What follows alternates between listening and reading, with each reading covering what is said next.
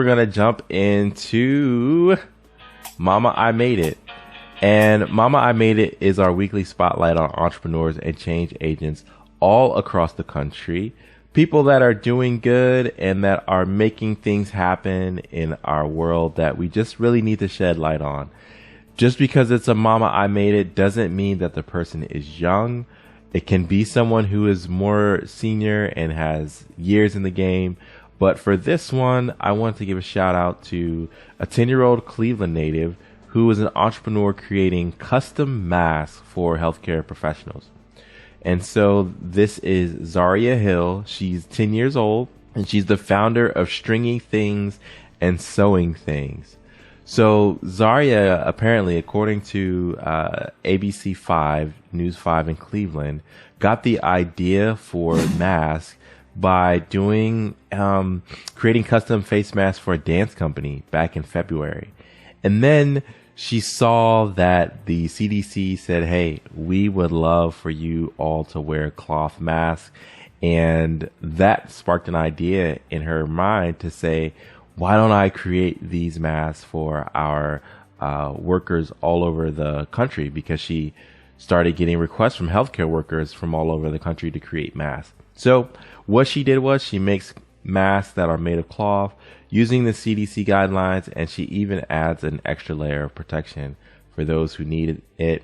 Zaria is quoted in the article here saying, "It's awesome because I get to help out and give back to my community." She said, we have home healthcare aides who also reached out. We have occupational therapists still working. Someone from the airport just reached out, and her order is in process. So hats off to Zaria and Zaria's mom, LaToya Carter, for the great work that they're doing to help our healthcare workers and even those who are deemed essential get out into the public and spread the message of, hey, we're here to help and we're doing whatever we can to help protect. And so if you are motivated by this, you're probably Googling, how do I create a CDC mask? Well, I went to wired.com and there are a few steps that you can take to create a CDC approved cloth face mask. Now, don't just stop at making one for yourself. Why not make one for others? At my church, we actually are doing giveaways. There's a young woman at our church named Dewana, and she sews. And so my wife is over outreach, and she was able to coordinate Dewana sewing and dropping off masks to some of the healthcare workers at Hopkins.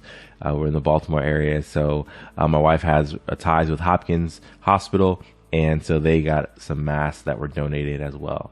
So if you want to know how to make your own CDC mask and perhaps make some for others, check out the link in the show notes. It's a wired.com article. It's going to teach you everything that you need to know about making masks. And hey, we're all in this together. So if you are making masks for yourself, for others, and you want me to showcase it, definitely make them and then tag me on social media.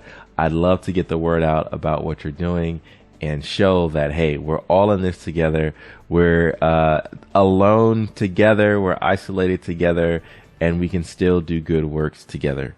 So shout out to Zaria and shout out to you for ultimately making masks for yourself and sharing it with others.